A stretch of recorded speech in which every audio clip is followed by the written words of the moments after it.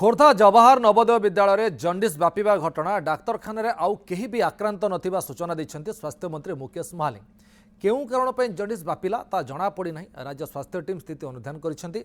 कारण जानिबाकू वाटको और स्वास्थ्य विभाग पक्षरु जल नमूना संग्रह करा जायछि। 2 दिन भितर रिपोर्ट आसिबा परे जंडिसर कारण स्पष्ट हो जिवो। तबे छात्र छात्री जंडिस आक्रांत हेबा परे भୟରେ 200 अधिक पिलांको अभिभावक माने घर को नहीं जाइथिबा जना पड़िछि। वर्तमान प्री बोर्ड परीक्षा चालुछि। स्वास्थ्यगत समस्या को नहीं छात्र छात्री अभिभावक चिंतार। 50टा खंडे सैंपल वाटको एवं आमर स्टेट टीम मिसिकी नहीं छंती तो सेथिरे कौन रीजन पानी रो टेस्ट कले जना पड़ियो।